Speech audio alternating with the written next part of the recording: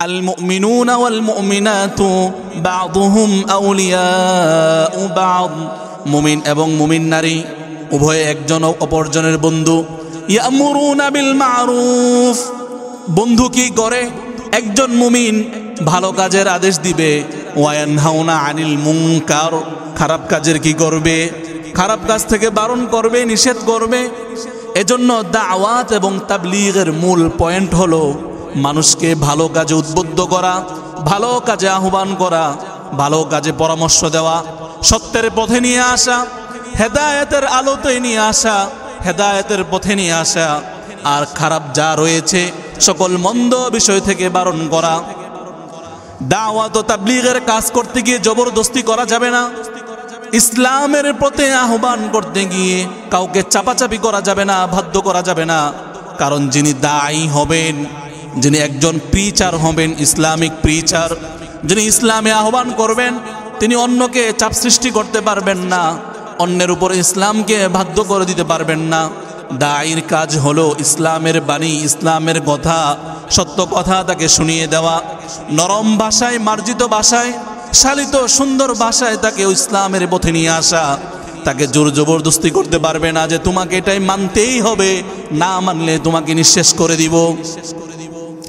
আল্লাহ তাআলা সূরাত কাফের ৪৫ নং আয়াতে বলেন পয়গম্বরকে, নাহনু আ'লামু বিমা ইয়াকুলুনা ওয়া মা আনতা আলাইহিম বিজব্বার, আমি আল্লাহ তাআলা তারা কি বলে সেই ব্যাপারে ভালো করে অবগত রয়েছি। নাহনু আ'লামু বিমা ইয়াকুলুনা, কাফেররা যা বলে সেই ব্যাপারে আমি ভালো করে অবগত রয়েছি। ওয়া মা আনতা আলাইহিম বিজব্বার, পয়গম্বর মুহাম্মদ আপনি কাফেরদের উপরে জবরদস্তকারী নন, আপনি তাদের উপরে প্রতাপশালী নন, আপনি তাদের উপরে স্বেচ্ছাচারী নন যে ইসলামকে তাদের উপরে চাপিয়ে দিবেন, ইসলামকে মানার জন্য তাদেরকে বাধ্য করবেন। এই দায়িত্ব মুহাম্মদ পয়গম্বর আপনার নয়। আপনার কাজ হলো ফাযাক্কির বিল কুরআনি মান ইয়াখাফু ওয়াঈদ, কোরআনের মাধ্যমে উপদেশ দেওয়া, কোরআনের বাণীর মাধ্যমে উপদেশ দেওয়া। মান ইয়াখাফু ওয়াঈদ, ওই ব্যক্তিকে যে আমি আল্লাহ তাআলার আদেশকে, আমি আল্লাহর প্রতিশ্রুতিকে ভয় করে। আমি আল্লাহর প্রতিশ্রুতি হলো ঈমান আনলে, ঈমানের উপরে অবিচল থাকলে, ঈমান নিয়ে মৃত্যুবরণ করলে জান্নাতে যাবে। আর যদি ঈমান না থাকে, ঈমান ছাড়া মৃত্যুবরণ করে, তাহলে আল্লাহর প্রতিশ্রুতি হলো জাহান্নাম। আমার প্রতিশ্রুতির যারা ভয় করে তাদেরকে আপনি কোরআনের মাধ্যমে উপদেশ দান করেন। এই জন্য যারা দাওয়াত তাবলীগের কাজ করবে তাদের দায়িত্ব হলো মানুষকে কোরআনের মাধ্যমে, হাদিসের মাধ্যমে বোঝানো। কারো উপরে কোনো চাপাচাপি সৃষ্টি করা নয়, কারো উপরে জুলুম করা নয়, কারো উপরে হাত উঠানো নয়, কারো উপরে লাঠি পিটা করা নয়। ইসলামের যিনি দায়ী হবেন, ইসলামের যিনি দাওয়াত দিবেন, তার কাজ হলো কোরআনের মাধ্যমে, হাদিসের মাধ্যমে মুমিন মুসলমানকে ইসলামের পথে ডাকবেন। সূরাতে আলে ইমরানের ১১০ নং আয়াতে রব্বুল আলামিন বলেন, কুনতুম খায়রা উম্মাতিন উখরিজাত লিন-নাস তা'মুরুনা বিল মা'রুফি ওয়া তানহাউনা আনিল মুনকার ওয়া তু'মিনুনা বিল্লাহ, তোমরা হলো সর্বশ্রেষ্ঠ মানুষ, উম্মত। কুনতুম খায়রা উম্মাতিন, উম্মতে মুহাম্মদী সর্বশ্রেষ্ঠ উম্মত। বাবা আদম থেকে যত নবী রাসূল এসেছেন, সকল নবী রাসূলের যত উম্মত রয়েছে, সকল উম্মতের মাঝে সর্বশ্রেষ্ঠ উম্মত হলো উম্মতে মুহাম্মদী।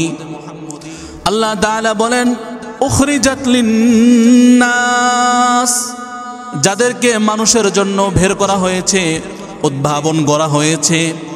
তা'মুরুনা বিল মা'রুফ, সৎ কাজের আদেশ দিবে। ওয়া তানহাউনা আনিল মুনকার, অসৎ কাজ, নিষিদ্ধ কাজ, মন্দ কাজ থেকে বারণ করবে।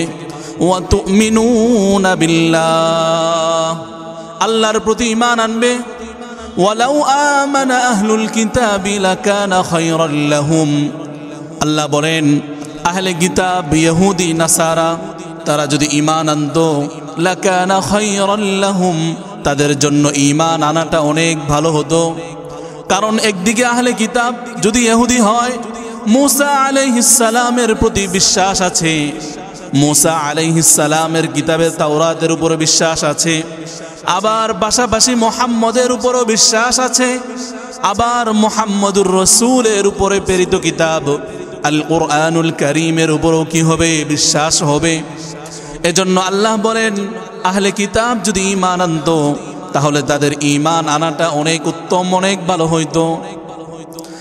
ইসলামের দিকে আহ্বান করা, ইসলামের দিকে মানুষকে ডাকা, হকের পথে ডাকা, ভালো কাজের দিকে ডাকা, যেটাকে আমরা সংক্ষেপে বলি দাওয়াত ও তাবলীগ। দাওয়াত ও তাবলীগের ব্যাপারে রব্বুল আলামিন বলেন সূরা হামিম সেজদার 33 নং আয়াতে আল্লাহ তাআলা বলেন ওয়ামান আহসানু কওলাম মিম্মান দাআ ইলাল্লাহ, ওই ব্যক্তির কথার চেয়ে আর সুন্দর এবং উত্তম কথা কার হতে পারে?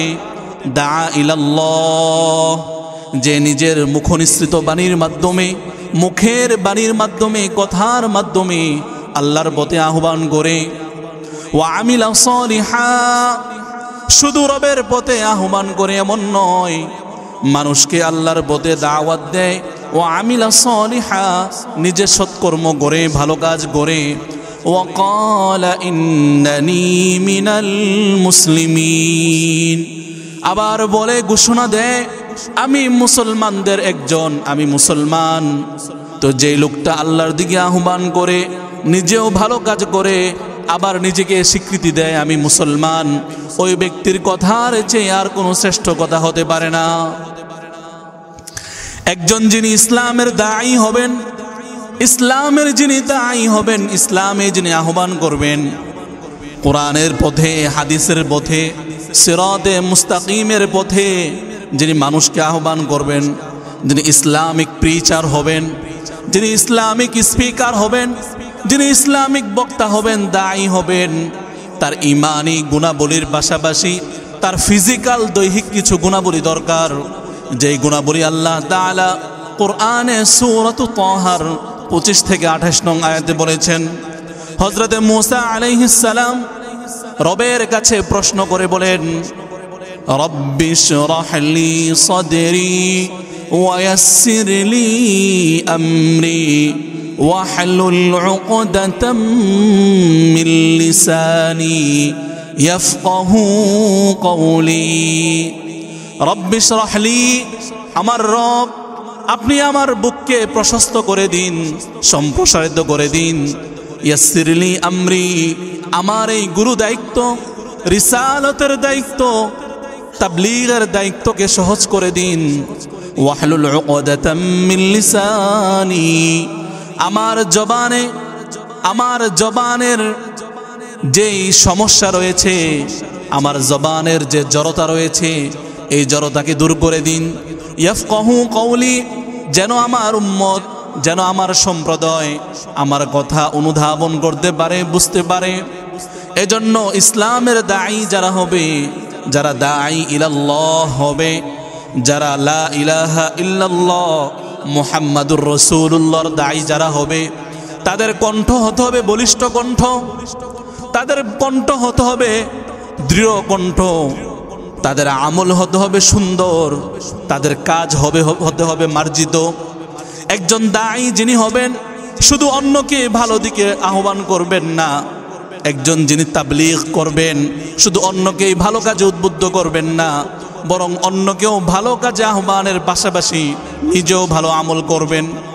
কারণ আল্লাহ তাআলা সূরাতু সফের 2 নং এবং 3 নং আয়াতে বলেন ইয়া আইয়ুহাল্লাযীনা আমানু লিমা তাকুলুনা মা লা তাফআলুন, হে ঈমানদার, লিমা তাকুলুনা মা, কেন তোমরা এমন কথা বলো, লা তাফআলুন, যে কাজগুলো তোমরা নিজেরা করো না। অন্যকে ভালোর কথা বলো, অন্যকে ভালোর দিকে আহ্বান করো, অথচ নিজেই ভালো কাজটা করো না। এরপরে আল্লাহ তাআলা বলেন কাবুরা মাকতান ইনদাল্লাহ আন তাকুলু মা লা তাফআলুন। আল্লাহর কাছে অনেক বড় অপছন্দের বিষয় হলো মানুষ যে কাজ করে না ওই কাজের কথা বলা, যে ভালো আমল করে না ভালোর কথা বলা, ভালো প্রকাশ করা, ভালো সাজা, ভালোর অভিনয় করা। আমি ভালো অন্যের জন্য ডাকি, অন্যকে আহ্বান করি, নিজে ভালো করি না। এই ভালোর যে অভিনয় করি, আল্লাহ তাআলা এই অভিনয় পছন্দ করেন না।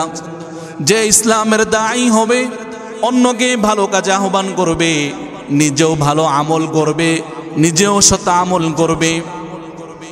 ইসলামের দিকে যে দাওয়াত তাবলীগ হয়, ইসলামের দিকে যে আহ্বান হয়, এই দাওয়াত তাবলীগের মূল কথাই হলো সৎ কাজের আদেশ এবং অসৎ কাজের নিষেধ।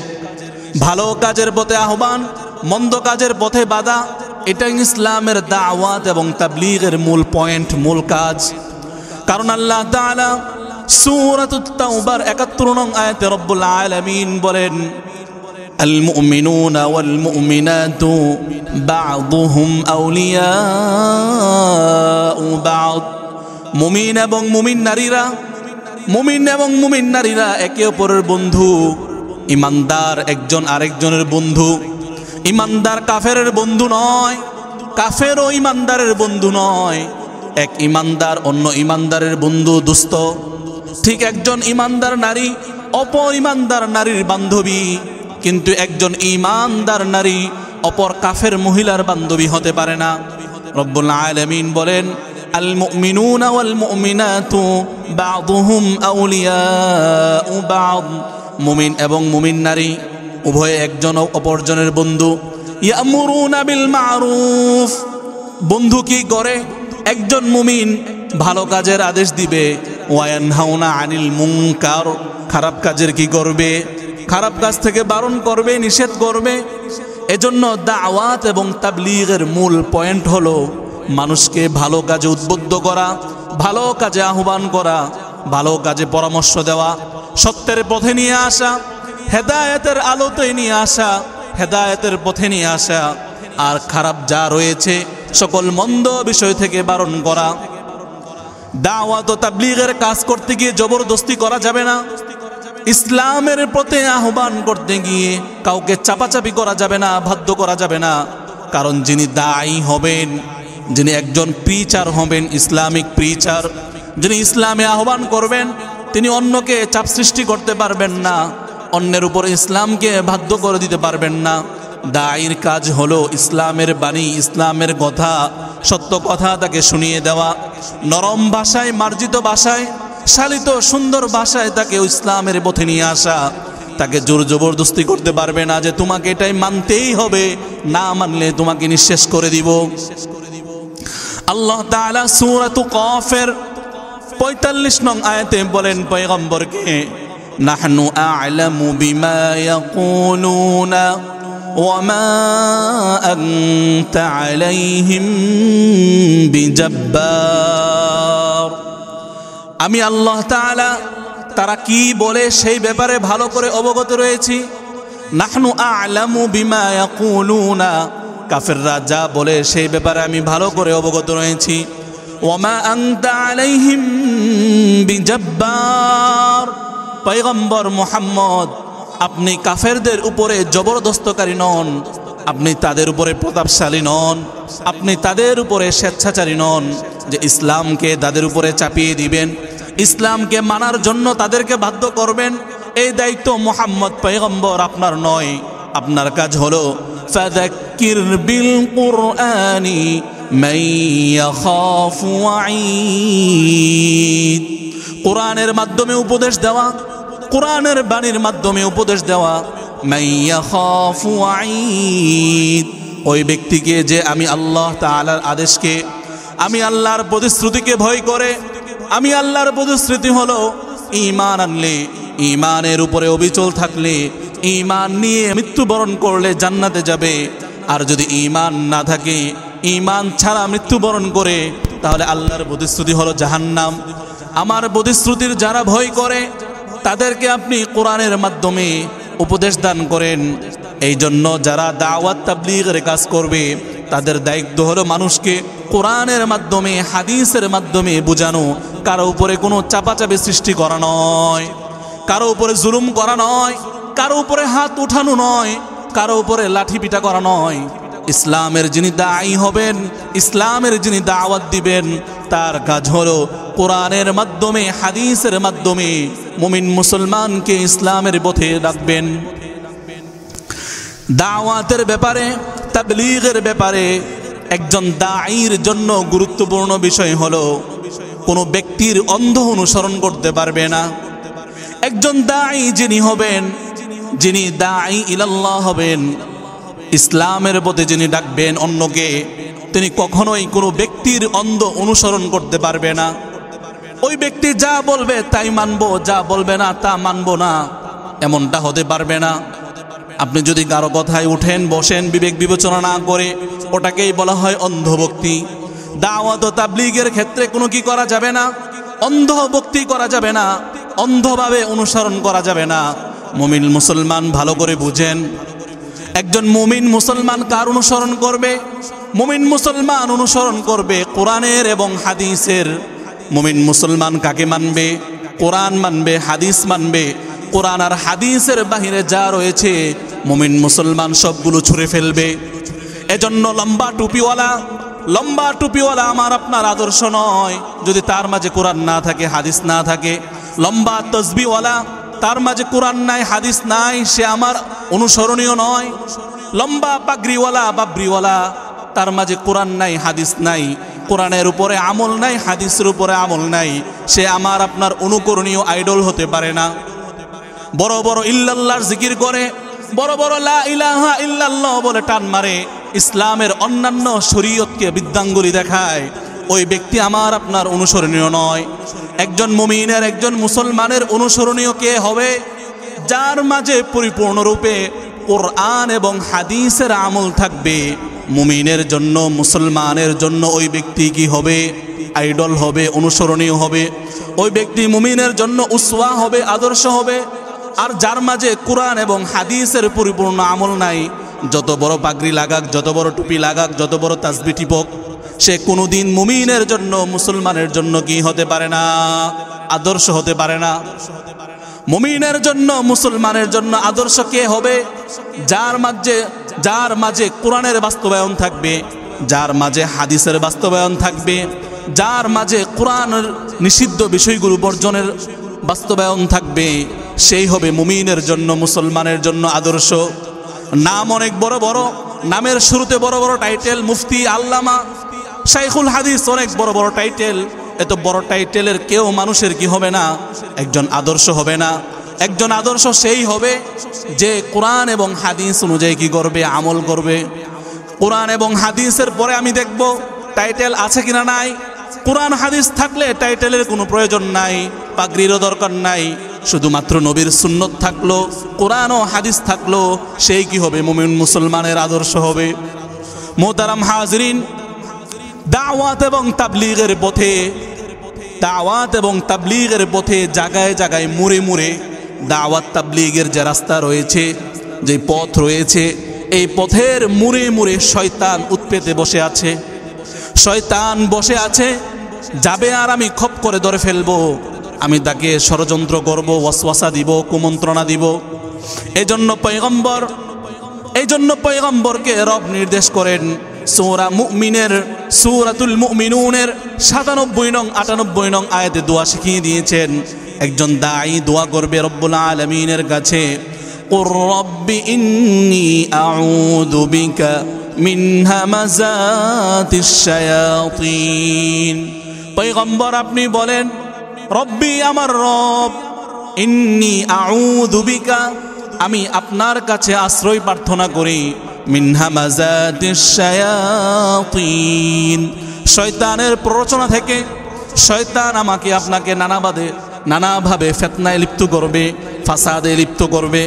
কিন্তু যিনি দাওয়াত তাবলীগের কাজ করবেন সচেতন থাকবে, সতর্ক থাকবে, যেন শয়তানের ফাঁদে পা না দেওয়া যায়। এজন্য আল্লাহ তাআলা দোয়া শিখিয়ে দিলেন, রব্বি ইন্নী আউযু বিকা, রব আমি আপনার কাছে পানা চাই, মিন হামাযাতিশ শায়াতিন, শয়তানের প্ররোচনা থেকে, ওয়া আউযু বিকা রব্বি আন ইয়াহদুরুন, শয়তান আমার কাছে আসবে, আমার কাছে এসে আমাকে কুমন্ত্রণা দিবে, এর থেকেও আমি পানা চাই। এজন্য দ্বীনের দায়ী যারা হবে, যারা ইসলামিক স্পিকার হবে, ইসলামিক প্রিচার যারা হবে, তাদের জন্য সর্ব অবস্থায় এই দোয়াগুলো ইয়াদ থাকা, এই দোয়াগুলো পড়া, যেন শয়তান তাকে গ্রাস করতে না পারে, যেন শয়তান তাকে ফিতনার কারণ না বানিয়ে ফেলে। মোহতারাম হাজরিন, প্রত্যেকটা কাজের ব্যাপারে একজন মানুষ এমন থাকে যে মানুষটাকে মানতে হয়, যে মানুষটাকে মেনে অন্যরা চলে, যেটাকে আরবিতে বলে আমির। আমির বলে, আমিরের বাংলা অর্থ হলো নেতা, যার কথা মতো অন্যরা চলবে, উঠবে, বসবে।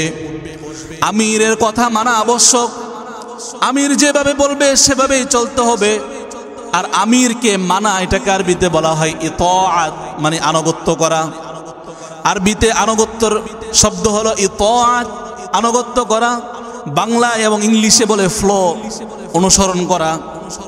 এই ইতাআত মানে আনুগত্য।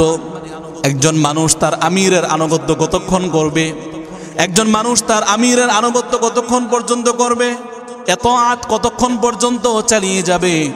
পয়গম্বর বলেন, একজন মানুষ তার আমিরের ইতাআত আনুগত্য ততক্ষণ পর্যন্ত করবে যতক্ষণ পর্যন্ত তার আমির কুরআন এবং হাদিসের উপরে অটল থাকবে।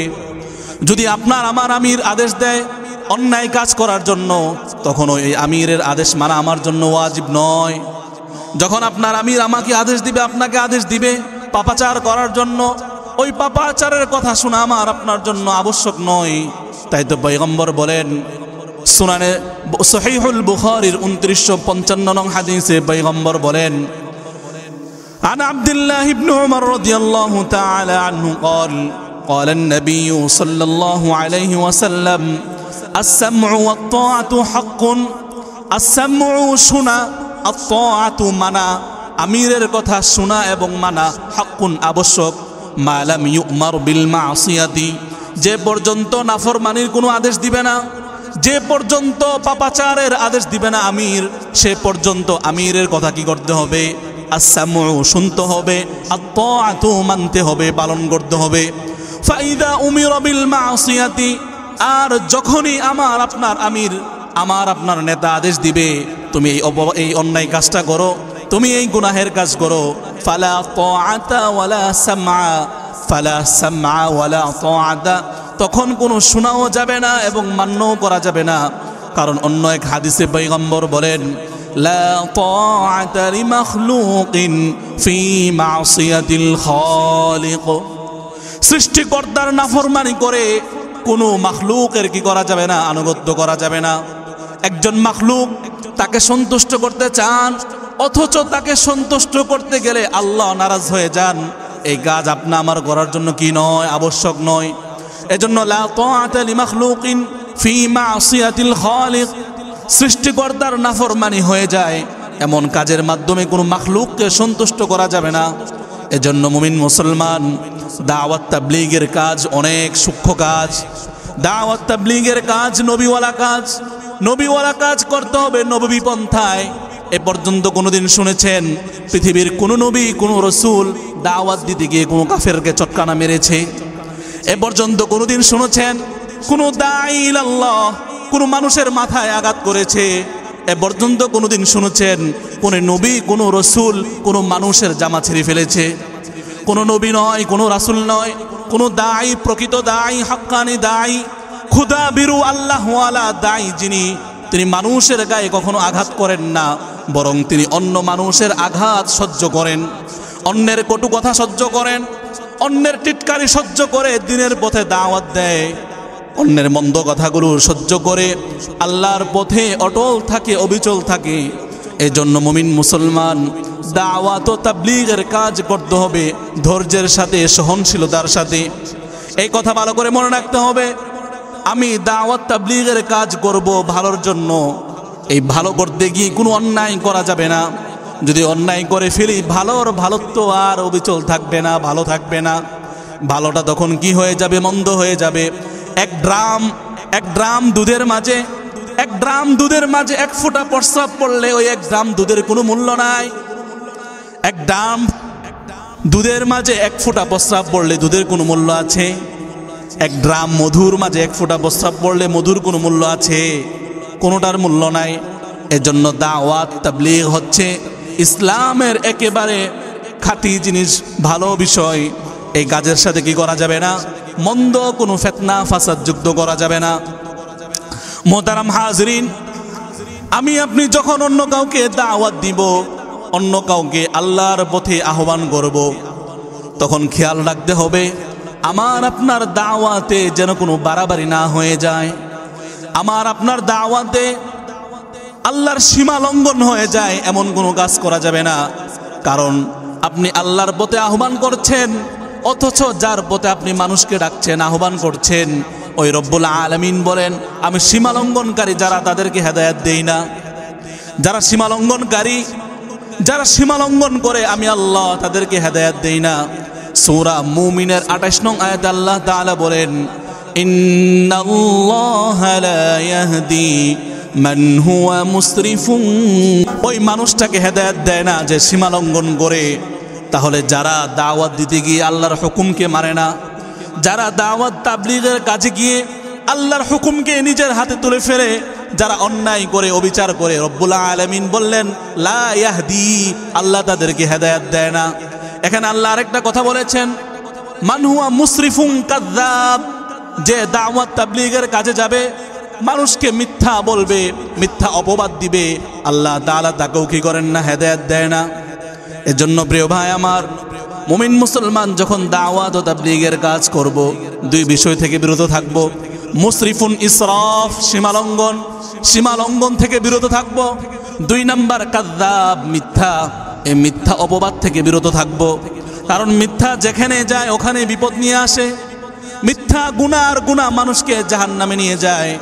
এজন্য বিশেষ করে দাওয়াত তাবলীগের কাজে মিথ্যা কথা বাদ দিতে হবে, সীমালঙ্ঘন এটাকে বাদ দিতে হবে। মোহতারাম হাজরিন, দাওয়াত এবং তাবলীগের কাজে, দাওয়াত এবং তাবলীগের কাজে আমি আপনি কাকে মানব, কাকে অনুসরণ করব, কার কথা আমি ফলো করব? আল্লাহ তাআলা কোরআনে বিভিন্ন আয়াতে বলে দিয়েছেন একজন মুমিন মুসলমান ঈমানের ব্যাপারে, ইসলামের ব্যাপারে কার কথায় উঠবে, কার কথায় বসবে। পৃথিবীতে যে যে বিষয়ে দক্ষ তাকে আমরা স্পেশালিস্ট বলি। দাঁতের বিষয়ে যে দক্ষ তাকে আমরা কি বলি? Dental specialist.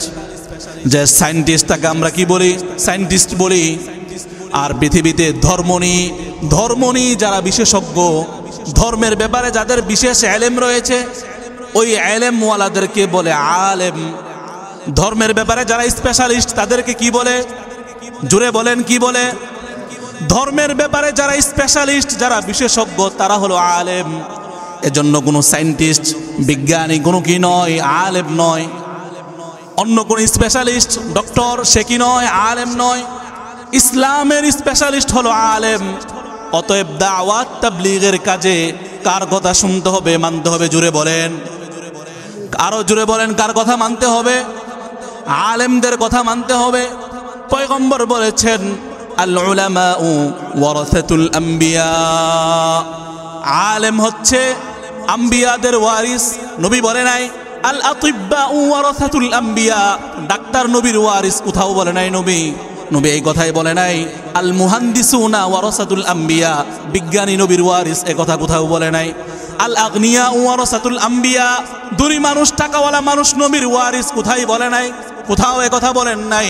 নবীর স্পষ্ট ঘোষণা আল উলামাউ ওয়ারাসাতুল আম্বিয়া, আলেম হচ্ছে নবীর ওয়ারিস, উত্তরাধিকার। এজন্য ইসলামের কথা, ইসলামের আদেশ, ইসলামের নিষেধ কার কাছ থেকে শিখব? আলেমের কাছ থেকে শিখব, আলেমের কাছ থেকে জানব। কারণ আল্লাহ তাআলা কোরআনে সূরাতু ফাতিরের 32 নং আয়াত বলেন ইন্নামা ইয়াখশাল্লাহা মিন ইবাদিহিল উলামা, নিশ্চয় একমাত্র আল্লাহকে ভয় করে আলেম যারা, তারা। আল্লাহকে ভয় করে কারা? যারা আলেম তারা ভয় করে, তাহলে অন্য যারা আম মানুষ মুসলমান আছে তারা কি ভয় করে না? অন্য আম মানুষও আল্লাহকে ভয় করে, একজন আলেমও আল্লাহকে ভয় করে। কিন্তু ভালো করে জানেন, একজন আম মানুষের ভয় আর একজন আলেমের ভয়ের মাঝে হাজার হাজার তফাৎ রয়েছে। কারণ সন্তান যেমন বাবাকে ভালো করে চিনে, একজন সন্তান আপন বাবাকে, জন্মদাতা বাবাকে যেমন ভালো করে চিনে, অন্য পাড়াপড়শি ততটা ভালো করে চিনে না। আর আল্লাহ তাআলার ইলমের ধারক বাহক হলো আলেম। আল্লাহর পরিচয় মারেফাত, আল্লাহর পরিচয়, আল্লাহর ইলম সবচেয়ে ভালো জানে কে? আলেম ভালো করে জানে।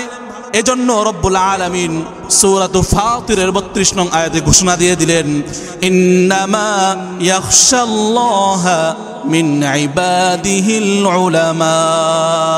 নিশ্চয় আল্লাহকে ভয় করে একমাত্র কারা? আলেমরা। কারণ আলেমদের ভয় ভীতি আল্লাহর প্রতি অনেক বেশি। বলতে পারেন হুজুর অনেক আলেম দুষ্টুমি করে, অনেক আলেম গুনাহ করে। ভাই, মানুষ গুনাহ হবে, কিন্তু ওই গুনার পরে আলেমের মাফ চাওয়া, আপনার মাফ চাওয়া একরকম নয়।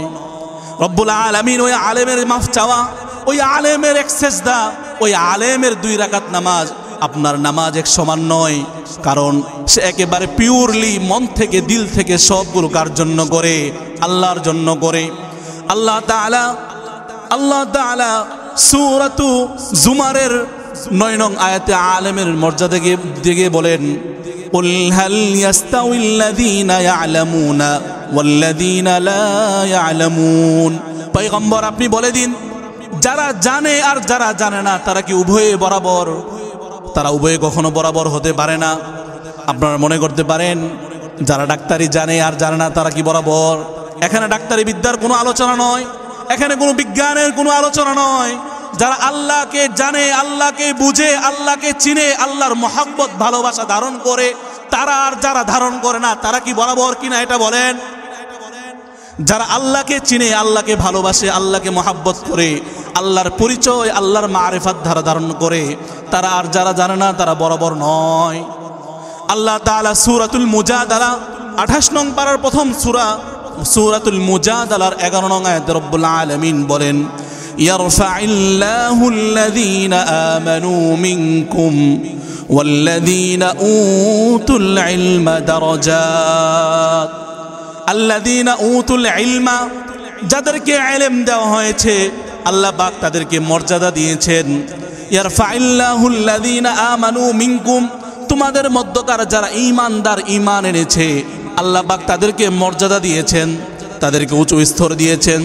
ওয়াল্লাযীনা উতুল ইলমা, আর যাদেরকে ইলম দেওয়া হয়েছে, দারাজাত, তাদেরকে আরো অনেক বেশি মর্যাদা এবং আরো বেশি মর্যাদার স্তর দান করা হয়েছে। এজন্য প্রিয় ভাই আমার, ইসলাম মানতে গিয়ে, ইসলাম অনুসরণ করতে গিয়ে, বিশেষ করে ইসলামের দাওয়াতের ব্যাপারে, ইসলামের তাবলীগের ব্যাপারে কাকে মানতে হবে? আলেমকে মানতে হবে, আলেমকে মানতে হবে, আলেমের কথা শুনতে হবে। একটু আগেই বলেছি, বড় টুপিওয়ালা আপনার আমার অনুসরণীয় নয়, বড় তসবিওয়ালা আপনার আমার অনুসরণীয় নয়, বড় জুব্বাওয়ালা, বড় হাবাকাবাওয়ালা আপনার আমার অনুসরণীয় নয়। হ্যাঁ, অনুসরণীয় কখন হবে? যখন বড় তসবির সাথে, বড় বাগরির সাথে, বাবরির সাথে, জুব্বার সাথে কুরআন ও হাদিসের আমল থাকবে, তখনই সে আপনার আমার কি হবে? আদর্শ হবে, আইডল হবে। সর্বশেষ যে কথা বলবো, পৃথিবীতে যত ধরনের অন্যায় রয়েছে, পৃথিবীতে যত ধরনের অন্যায় রয়েছে, নিষেধ কাজ রয়েছে, এগুলোর মাঝে সবচেয়ে নিকৃষ্ট কাজ হলো অন্যায়ভাবে কাউকে হত্যা করা, মেরে ফেলা। একজন মানুষ অন্যকে মেরে ফেলা, গলা টিপে মেরে ফেলা, বন্দুকের গুলি দিয়ে মেরে ফেলা, পিটিয়ে মেরে ফেলা, পৃথিবীর সবচেয়ে নেককার কাজ হলো মেরে ফেলা। আল্লাহ তাআলা সূরাতুল মায়েদার 32 নং আয়াতে বলেন, মিন আজলি যালিক কাতাবনা আলা বনি ইসরাঈলা আন্নাহু মান ক্বাতালা নাফসান বিগাইরি নাফসিন আও ফাসাদিন ফিল আরদি ফাকান্নামা ক্বাতালান নাস জামিআ।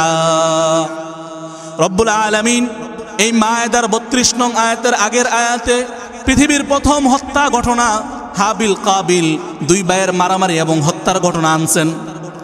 দুই ভাইয়ের মারামারির ঘটনাটা এনে এরপর আল্লাহ বলছেন 32 নং আয়াতে, মিন আজলি যালিক, এই কারণে, কোন কারণে? এই যে একটু আগে তোমাদেরকে আমি ঘটনা শুনাইলাম হাবিল আর কাবিলের মারামারির ঘটনা, এই ঘটনাটা জমিনে ফিতনা নিয়ে এসেছে, জমিনে বিপর্যয় নিয়ে এসেছে, জমিনের স্বাভাবিক নিজামকে লঙ্ঘন করেছে। এজন্য আমি আল্লাহ তাআলা কাতাবনা আলা বানি ইসরাঈল, বনি ইসরাইলের জন্য আমি ফরজ করে দিয়েছি, আন্নাহু মান কাতালা নাফসাম বিগাইরি নাফসিন, যে ব্যক্তি অন্যায়ভাবে কাউকে হত্যা করবে, কোনো কারণ ছাড়া, কোনো ঘটনা ছাড়া কাউকে হত্যা করবে, আও ফাসাদিন, কোনো বিপর্যয় ছাড়া কেউ কাউকে মেরে ফেলবে, ফাকা আন্নামা কাতালান নাস জামিআ, একজনকে মারলো যেন সে পৃথিবীর সকল মানুষকে মেরে ফেললো। অন্যায়ভাবে কোনো কারণ ছাড়া একজনকে মারা মানে পৃথিবীর সকল মানুষকে মারা। কোনো হুজুর বলে নাই, কোনো বিশ্বাস বলে নাই, স্বয়ং আল্লাহ বলছেন ওয়ামান আহইয়াহা, আর যেই মানুষটা একজন মানুষকে বাঁচালো, একজন মানুষকে জীবিত রাখলো, ফাকা আন্নামা আহইয়ান নাস জামিআ, সে যেন পুরো পৃথিবীর মানুষকে জীবিত রাখলো। একজন মানুষকে জীবিত রাখার অর্থ হলো পুরো পৃথিবীর সকল মানুষকে জীবিত রাখা। একজন মানুষকে অন্যায়ভাবে নিহত করা, হত্যা করার অর্থ হলো সকল মানুষকে মারা, আল্লাহ বলেছেন। আর একটু মনোযোগ দিয়ে শুনেন, আমি আপনি মানুষ পৃথিবীতে কেন আসছি বলতে পারেন? আমাকে আপনাকে আল্লাহ তাআলা পৃথিবীতে পাঠিয়েছেন, আমাদের আগে আল্লাহ তাআলা জিন জাতি পাঠিয়েছিলেন। জিন জাতি পৃথিবীতে এসে মারামারি করেছে, হানাহানি করেছে, কলহ করেছে, একজন আরেকজনকে মারামারি করে একেবারে ধ্বংস করে দিয়েছে। তখন রব্বুল আলামিন সিদ্ধান্ত নিলেন, এই মারামারি করনেওয়ালা, অত্যাচারী, ফিতনা ফাসাদওয়ালা জিন জাতিকে আমি রাখবো না। আমি পৃথিবীতে এমন মাখলুক বানাবো, এমন মাখলুক বানাবো যারা আমার ইবাদত করবে, যারা আমার খলিফা হবে। আল্লাহ তাআলা সূরাতুল বাকারায় বলেন, وَإِذْ قَالَ رَبُّكَ لِلْمَلَائِكَةِ إِنِّي جَاعِلٌ فِي الْأَرْضِ خَلِيفَةً, আল্লাহ বলছেন ফেরেশতাদেরকে উদ্দেশ্য করে, আমি পৃথিবীতে আমার খলিফা পাঠাবো। ফেরেশতারা পাল্টা বলে, ক্বালু আতাজালু মান ইউফসিদু ফিহা, আপনি কি এমন কাউকে বানাবেন, ইউফসিদু ফিহা, যারা জমিনে ফাসাদ করবে, ওয়ায়াসফিকুদ দিমা, রক্তপাত ঘটাবে, রক্ত ঝরাবে, এমন কাউকে কি আপনি পাঠাবেন? কারণ ফেরেশতাদের মাথায় ছিল আল্লাহ আগে যাদেরকে পাঠিয়েছে তারা রক্তপাত করেছে, আগে যে জিন জাতি এসেছিল তারা মারামারি করেছে, হানাহানি করেছে, রক্ত ঝরিয়েছে। এই জন্য ফেরেশতাদের মাথায় প্রশ্ন এসেছে। তারা আল্লাহকে প্রশ্ন করলেন, আপনি আবার কি এমন কাউকে সৃষ্টি করবেন যারা দুনিয়ায় গিয়ে আবার মারামারি করবে, আবার হানাহানি করবে, আবার রক্ত ঝরাবে? আল্লাহ বললেন, আমি ভালো জানি তোমরা জানো না। আল্লাহ কি বললেন? আমি ভালো জানি তোমরা জানো না। ইন্নী আ'লামু মা লা তা'লামুন, ফেরেশতা তোমরা যা জানো না সেটা আমি রব আল্লাহ জানি। এজন্য ভালো করে শুনেন, কান খুলে শুনেন, ইসলামের দাওয়াত তাবলীগ নববী কাজ। কিসের কাজ? নবীর কাজ। পৃথিবীর যত নবী এসেছেন সকল নবীর কাজ ছিল ঈমানের পথে আহ্বান করা, মানুষকে মার্জিত ভাষায়, শালীন ভাষায়, নম্র ভাষায় মানুষকে হেদায়েতের পথে নিয়ে আসা।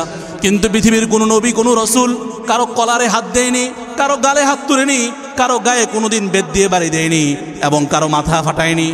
কারণ তাদের কাজ হলো মানুষকে সৎপথে নিয়ে আসা। সে আসলে আসবে, না আসলে নাই, তার ব্যাপারটা আল্লাহর কাছে। আমি নবীর কাজ হলো সংবাদ পৌঁছিয়ে দেওয়া। আমার নবীর কাজ হলো তাদেরকে হেদায়েতের যে দাওয়াত রয়েছে, যে আহ্বান রয়েছে, ওটা তাদের কর্ণকুহরে পৌঁছিয়ে দেওয়া। কাউকে মারা, কাউকে রক্তপাত ঘটানো, কারো মাথা ফাটিয়ে দেওয়া, কাউকে হাসপাতালে পাঠানো, এটা আমার কাজ নয়।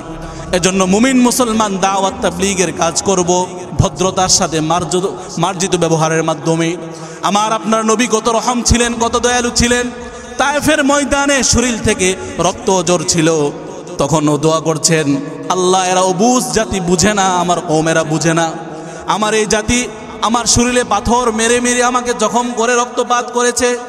ফেরেশতা এসে অনুমতি যাচ্ছে, নবী বলেন পাহাড় দুইটাকে মিলিয়ে দিব, শেষ করে দিব। নবী বলেন না, কারণ এরা এমন জাতি, তারা বুঝে না, জানে না। যদি বুঝতো তাহলে আজ আমাকে তারা রক্তপাত করতো না। এই জন্য ভালো করে শুনেন মুমিন, দাওয়াত এবং তাবলীগের কাজ, নবীর কাজ আমরা করব। কেন করব? কারণ পৃথিবীর শ্রেষ্ঠতম কাজ হলো দাওয়াত তাবলীগের কাজ। তবে এই কাজের কর্মপন্থা, কর্মপদ্ধতি হবে কিসের মাধ্যমে? সর্বোত্তম পন্থায়, সুন্দরভাবে, নরম ভাষায়, নম্র ব্যবহারের মাধ্যমে। আল্লাহ তাআলা আমাদের সকলকে তৌফিক দান করুক, বলুন আমিন। দাওয়াত তাবলীগের কাজ করব কোনোদিন এই কথা খেয়াল রাখবেন, ভালো কাজ করতে গিয়ে যেন অন্যায় না হয়, ভালো কাজ করতে গিয়ে যেন কি না হয়, ভালোটা তখন আর ভালোটা আর কি থাকে না, ভালো থাকে না। বিবাহ শাদী ভালো, তালাক চলে আসলে ভালোটা আর কি থাকে না, ভালো থাকে না। কারণ বিবাহ ভালো, তালাকটা কি খারাপ। ঠিক ইসলামের দাওয়াতটা ভালো, পিওর জিনিস, ভালো জিনিস, নবীর কাজ। পৃথিবীর শ্রেষ্ঠ মানুষ যারা, পৃথিবীর যারা শ্রেষ্ঠ মানুষ, পৃথিবীর যারা সবচেয়ে আদর্শ মানুষ, আল্লাহর কাছে যাদের প্রায়োরিটি সবার আগে, নবী রাসূলের চেয়ে প্রায়োরিটি কারো আছে আর আল্লাহর কাছে? তো নবী রাসূল তো কোনোদিন কি করে নাই, এরকম উচ্ছৃঙ্খল করে নাই, এরকম ভুল করেন নাই। এজন্য দাওয়াতের কাজ, আরেকটু একটা আয়াত বলেছিলাম আপনাদেরকে একটু আগে, যে চাপাচাপির কাজ না, জোর করার কোনো কাজ না। আপনি একজনকে চাপাইয়া দিবেন, এটা তোমার করতেই হবে, এমন কোনো কাজ নয়। আপনি যদি পারেন করবেন, সুন্দরভাবে, ভদ্রভাবে, মার্জিতভাবে, শালীনভাবে করবেন। অশৃঙ্খলভাবে, গুন্ডা মাস্তানের মতো এরকমটা করা যাবে না। আল্লাহ তাআলা আমাদের সকলকে বোঝার, আমল করার তৌফিক দান করুন। বিশেষ করে এই কথাটা ভালো করে শুনেন, যারা আহত হয়েছে, নিহত হয়েছে, তাদের জন্য আমরা দোয়া করব। তো বাকিদের জন্য কিসের দোয়া করব? যারা মারলো, যে আল্লাহ জাহান্নামে দিয়ে দেন না, বাকিদের জন্য দোয়া করব। আল্লাহ, এরাও তো আমাদের ভাই, একটু শুনেন, এরাও তো আমাদের ভাই। বাকি যারা মেরেছে, আঘাত করেছে, এরা ভুলবশত করেছে। কেন করেছে? শয়তানের ধোঁকায় পড়ে করেছে। আল্লাহ এদেরকে হেদায়েত দিয়ে দেন, বলেন আমিন। যারা হাত তুলছে তার উপর, মুমিন ভাইয়ের উপরে, মুসলমান ভাইয়ের উপরে, আল্লাহ তাদেরকে কি করো? হেদায়েত দান করে দিন। আল্লাহ তাদেরকে হেদায়েত দান করে দিন। আর যদি হেদায়েত তাদের কপালে না থাকে, আপনার ফয়সালা আল্লাহ আপনিই করেন। যদি তাদের কপালে হেদায়েত না থাকে, আপনার ফয়সালা আপনিই করেন। আর আমরা মুমিন মুসলমান এটাই দোয়া করব, যারা আঘাতপ্রাপ্ত হয়েছে, যারা হাসপাতালে আছে, যারা শহীদ হয়েছে, আল্লাহ তাদেরকে শহীদের মর্যাদা দেখ। আর যারা জীবিত আছেন তাদেরকে দ্রুত শেফা দান করো। আর যারা আঘাত করেছে, সেও তো মুসলমান, সেও তো মুমিন, সেও তো তাবলীগের কাজ করে, সেও তাবলীগের কাজ করে, ভালো মন, ভালো কাজ, কিন্তু ভুল পথে হয়ে গিয়েছে। কেন হয়ে গিয়েছে ভুল পথে? ওই যে হাদিস থেকে বললাম যে আমার আমিরকে আমি মানব। এই যে আমরা বলি এতাআতি, এতাআতি কিন্তু আরবি শব্দ, এত আতুন মানে আনুগত্য করা। আনুগত্যটা ভালো শব্দ, ভালো শব্দ, ভালো ওয়ার্ড। তো এই আনুগত্য করব কতক্ষণ? নবী কি বললেন? যে আসসামু ওয়াত তাআতু হাক্কুন মা লাম ইউমার বিল মাসিয়া। আমিরের আনুগত্য, কথা শোনা, মানা, কতক্ষণ পর্যন্ত? মা লাম ইউমার বিল মাসিয়া, যতক্ষণ পর্যন্ত আমার আমির আমাকে গুনাহের আদেশ না করবেন। ফাইদা উমির বিল মাসিয়া, যখন আমার আমির আমাকে গুনার কাজ করতে বলবেন, নাফরমানির কাজ করতে বলবেন, ফালা সামআ ওয়ালা তাআতা, তখন কোনো লিসেনিংও নাই, কোনো ওয়ার্কিংও নাই। ওই আমিরের কোনো কথা শুনবো না, কোনো মানবো না। আমি কি বলবো? আপনার বুঝ আপনি রাখেন, আপনার বুঝ আপনার রাখেন, এটা আমার মানার কোনো বিষয় না। কারণ এই যে লোকটা মাথা ফাটাইছে, কিয়ামতের দিন আল্লাহ ওকে ধরবে না, ওর আমিরকে ধরবে। বলেন, যারা এই কাজটা করলো, কাজ করার কারণে তো মাথা ফাটছে। কিয়ামতের দিন যদি আল্লাহকে বলে তুমি মাথা ফাটাইছো কেন, সে কি বলতে পারবে আল্লাহ আমার আমির মাথা ফাটাইছে? এই উত্তর হবে? আল্লাহকে বুঝাইতে পারবে? তুমি নিজে হাতে লাঠি নিয়ে মারছো মাথার মাইজে, এ কাজ তো তোমার আমিরে করে নাই। এজন্য বুঝার বিষয়, এগুলো সিম্পল এবং স্বাভাবিক বিষয়, এগুলো বুঝতে হবে আমাদের। যদি আপনি না বুঝেন, তাহলে আমি একটা সত্য কথা বলি, মনে করবেন আপনার মনে বক্রতা আছে, আপনার মনে বাঁকা আছে, বাঁকা বাঁকা। হেদায়েত গ্রহণ করার মূল বিষয় হলো আপনার এই মেন্টালিটি থাকতে হবে যে আমি সত্যটা নিব, অসত্য থেকে দূর থাকবো। কেউ যদি এই কথা মনে করে যে আমি এটাই মানব, তাহলে সে হেদায়েত কখনো পাবে না। কারণ পৃথিবীর অনেক ইহুদি মুসলমান হয়েছে, অনেক কাফের মুসলমান হয়েছে। কিভাবে? তারা সত্য জানার জন্য কোরআন পড়ছে। অথচ বাংলার নাস্তিক যারা ছিল, কোনোটা মুসলমান হয়েছে, হয় নাই। কেন? কারণ তারা আলেমদের চেয়ে বেশি কোরআন শরীফ পড়ছে কোরআনের ভুল ধরার জন্য। তারা আলেমদের চেয়ে হাদিস বেশি পড়ছে হাদিসের ভুল ধরার জন্য। তো তার মেন্টালিটি এটা ছিল না যে আমি হেদায়েত নিব, আমি সত্য নিব, সত্য জানবো। এজন্য তারা যতই পড়ছে ততই গুমরাহী হয়েছে। আর কাফেররা তারা পড়েছে সত্য খোঁজার জন্য, সত্য তারা পেয়ে গিয়েছে। আর বাংলার যারা নাস্তিক ছিল, তারা মুমিনদের, ইমানদারদের, আলেমদের ভুল ধরার জন্য বেশি বেশি করে পড়ছে, আর বেশি বেশি কি হয়েছে? গুমরাহ হয়েছে।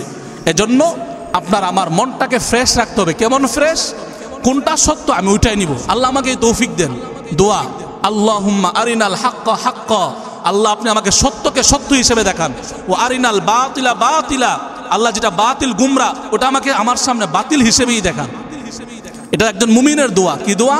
আল্লাহ সত্যটাকে আমার কাছে সত্য রূপেই দেখান, আর আমার কাছে বাতিল যেটা সেটাকে কি হিসেবেই দেখান? বাতিল হিসেবেই। কারণ অনেক সময় দেখা যায় বাতিল আপনার সামনে আসবে হকের আবরণ নিয়ে। বাতিল মিথ্যা আসবে আপনার সামনে, হকের মুরকে আপনি চিনতে পারবেন না, দেখে মনে করবেন এটাও তো কি, এটাও তো হক। এজন্য সবসময় দোয়া করা, আল্লাহ সত্যটাকে আমার সামনে সত্য রূপে পেশ করেন, আল্লাহ ভ্রান্তটাকে আমার সামনে ভ্রান্ত রূপে পেশ করেন। সর্বোপরি একটা কথাই, ঈমানের ফয়সালা, হেদায়েতের ফয়সালা আল্লাহর হাতে। ঈমানের ফয়সালা, হেদায়েতের ফয়সালা কার হাতে? যারা মার খেয়েছি তারাও বেশি বাড়াবাড়ি করার দরকার নাই, যারা মেরেছি তারা তো অন্যায় করেছে, এতটুকুই দোয়া করা যে আল্লাহ তাদেরকে হেদায়েত দিয়ে দেন, আল্লাহ তাদেরকে কি করেন, হেদায়েত দিয়ে দেন। আমরা উল্টা তাদের হাতে হাত তুলতে যাব না, প্রশাসন আছে, দায়িত্ব আছে যাদের, তারা এই ব্যাপারে কি করবে, ব্যবস্থা নেবে।